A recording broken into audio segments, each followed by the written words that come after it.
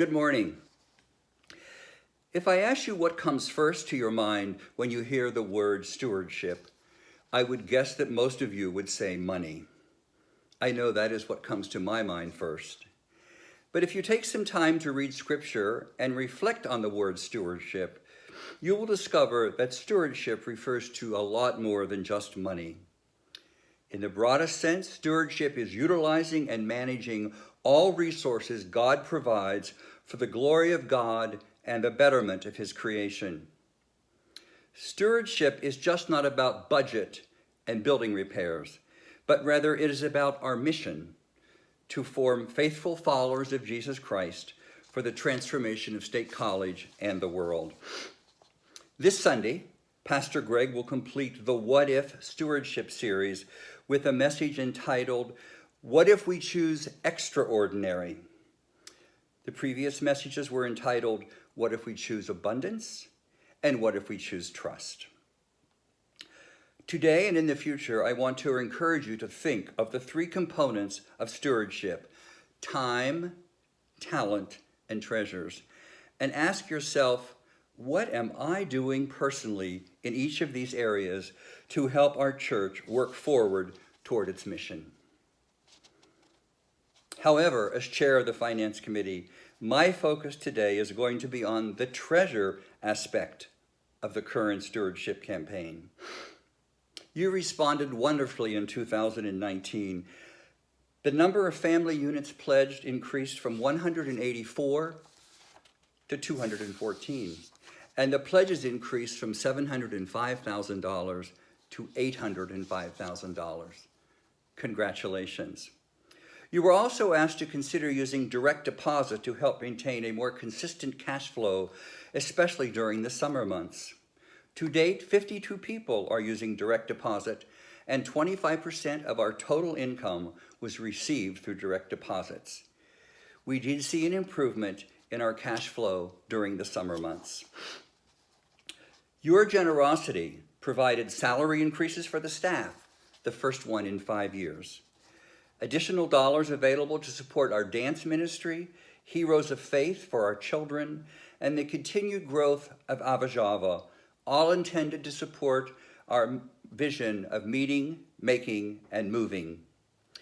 You have continued to make time, talent, and treasure investments to support both local, national, and international ministries. There are many other examples of outreach as well. Thank you for your generous support of our ministry programs. 2 weeks ago, Pastor Becky mentioned that both our attendance and our financial contributions have decreased during the year. Although only projections based on our January through September actuals, we have projected a bottom line shortfall of $100,000. This shortfall is primarily from reduced income. We project that the final pledges will be between 96 and 98% of the total dollars pledged. The largest decrease in income, however, is from those of you who are faithful givers but did not choose to pledge in 2019. Ministry expenses are tracking very close to the budget. I'm pleased to tell you that the preschool has made significant progress and will be making a positive financial contribution to the overall budget this year. This is the first in many years. So what are we doing to better understand and address the shortfall? First, we have launched a performance improvement plan for all financial transactions. This is being managed by Pastor Becky and our new financial staff member, Tammy Peterson. Our understanding of our finances has increased significantly since Tammy joined our team.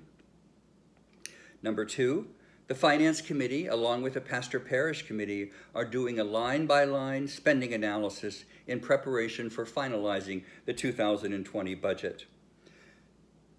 The cost-cutting measures may very well change how we approach some of our ministries and programs. Change is hard, but also change does lead to progress.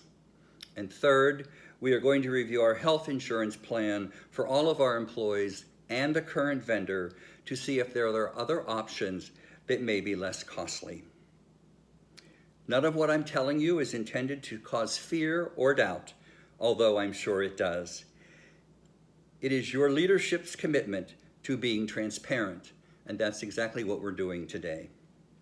Joshua 1:9 tells us, "Do not be afraid, do not be discouraged, for the Lord your God will be with you wherever you go." What a promise as we head into 2020. Now the question, what can you do to help with the shortfall?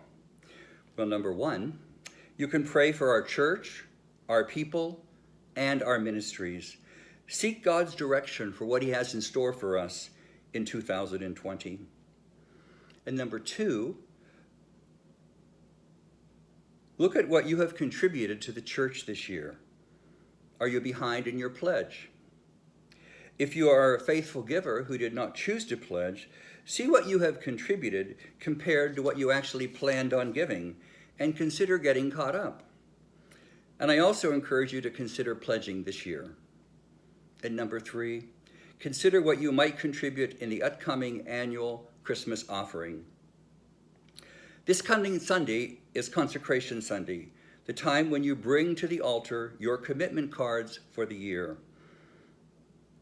We realize that our church and all Methodist churches are in a state of uncertainty based on the action of the General Conference in February. Some of you may be waiting to see the results of the recent survey before you decide your commitment and direction. This Sunday, you will receive information on how you can access the survey results, which should be available the following Monday. Along with the information, you will receive opportunities to discuss with Church Council the survey results. But please remember, the survey is only what you told us. There is no timeline for the leadership to take any action on the survey results. Your commitment decision is between you and God. Take your time, be thoughtful. We need your information to make decisions, yes, but we also do not want to push you into making a decision that you may not be comfortable with. I want to thank you for your attention, your generous support of our church in the past, and your thoughtful consideration of what you have heard today. I request your prayers for each other, especially those who are uncertain about their next step. And number two, wisdom for the committees and the Church Council as we move forward to prepare for the 2020 budget. I leave you with one of my favorite trust scriptures, which provides us confidence and hope as together we move forward to transform State College and the world. Trust in the Lord always. And again, I say rejoice. Rejoice in the Lord always. Again, I say rejoice. Trust in the Lord with all your heart, and lean not on your own understanding. In all your ways acknowledge him, and he will direct your path. If you haven't already, please refer to the email you received this past Friday for directions on how you can access your giving record for 2019. Peace to you, your family, and your friends. Thank you.